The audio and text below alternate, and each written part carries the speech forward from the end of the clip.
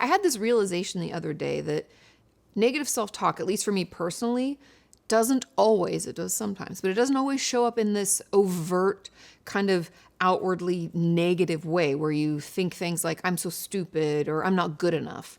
I mean, sometimes it does, but for me, a lot of the time, the way my negative self-talk looks is more in the comparison space. Like, oh, they have something amazing, but that could never be for me.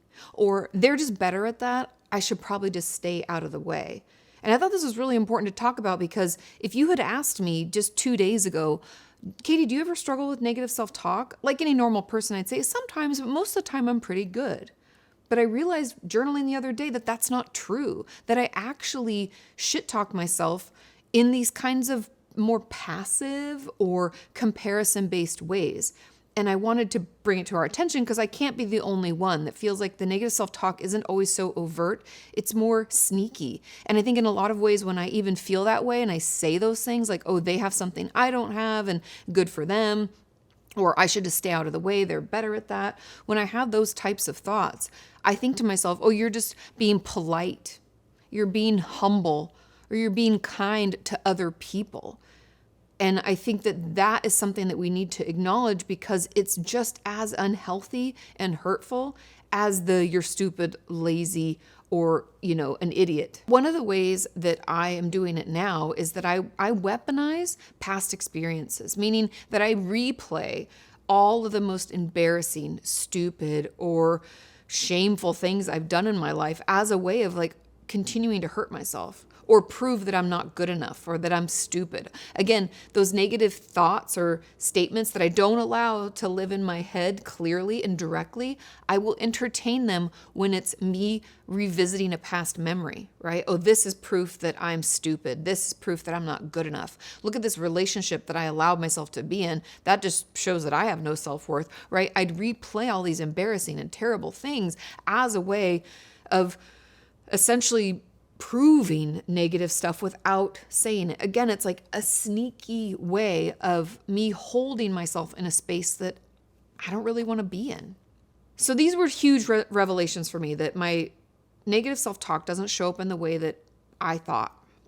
So what do? The first idea that I have is to name it.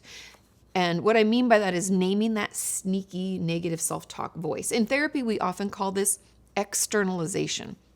When we name something that is happening internally, it allows us to see it as a separate being or a separate thing. And you can name the sneaky voice anything you want. You can name it, I made some little notes, Brenda. I thought Brenda was a good one. Sorry if your name is Brenda. But a lot of people use the name Karen. That could work too. But I feel like Karen's, kind of already been taken. So I thought we could say something like, it's just Brenda again, narrating my downfall. She's such an asshole, right? We can have it be something else. And that allows us to see this negative piece of ourselves, the part of me that's like still holding me where I don't want to be. I can see it as another thing, something that I can work on versus what we often do if we don't externalize is we see it as part of ourselves. And then I could be like, Katie, God, get it together. You're a therapist. You should know better. Why are you shit talking yourself? Right? I can do that. And it becomes like more shame-filled thoughts where it's like something's wrong with me. And so doing this puts it outside, and I believe it gives us a little bit of distance so that then we can kind of call it out, see what it's doing maybe more clearly, and allow us to really start doing this work, to just be more aware. The second tip is to flip the script or do what I call a friendship test. Would you allow someone in your life to talk to you that way, an actual other person, like a friend? Or if that's still, you're like, well, people can say whatever to me, it might be helpful to think, would I say this to a friend? Would I say that to someone that I love? That, oh, since they're really good at that, but you could never have that. Or like, oh, they're talented and you're just not. Would you say that? Is that something that you would say to someone else? Consider that. Sometimes that can allow us to see just how nastily we talk to ourselves. My third tip is to neutralize with permission, not perfection. So instead of automatically thinking like, okay, I've been saying that I'm not good enough and I'm never going to be better at this, I'm going to just say I'm amazing and I'm super successful.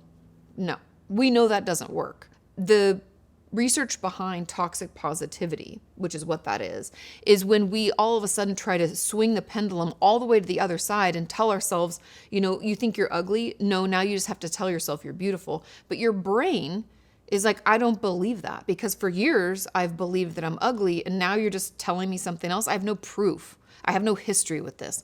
I can't believe it, and it kind of pushes it off. Therefore, we know that if we're talking shit to ourselves and being like, you're never going to be good enough, we can't just all of a sudden be like, you're amazing, you're the best. That's not going to work. We have to give ourselves a little bit of permission. We have to say, I am trying to not think of myself in that way. I'm trying to learn a better way of talking to myself. Or my favorites are bridge statements. And these are things like, it's possible that I'm not as stupid as I think I am. Whatever the issue is, we want to make sure that the bridge statement opens us up to the possibility of learning something new, of thinking in a new way. And my fourth and final tip is to interrupt the replay. Now, I have to be honest, this is my personal favorite. Let's say I'm laying in bed and I'm weaponizing my past. So I'm replaying like this super embarrassing moment. I'm going to replay it, and it's hard to get out. It feels very sticky, right? It's almost like in quicksand. It's just pulling us under. And in order to get out, I need to instead use a very emotionally charged, positive emotionally charged memory. So for me, it could be like that year that Sean and I went to Paris for my birthday. I'd never been. It was so magical, and the weather was just like amazing. It was like 72 and 75. It was perfect. And we had such a good time. I can pull myself back there. And here's the kicker. Not only is that a happy memory, and I'm going to pull myself back to it, but then I also need to use all 5 senses. Tell me about that experience, right? So I remember, because we were jet lagged, we'd wake up really early, and I would smell the bakery downstairs making bread and pastries, and we'd be like, oh, let's go get breakfast. I remember that smell. And then I remember it being nice and warm, and we were out in the river tour, the Seine River tour, and I remember the sun on my face.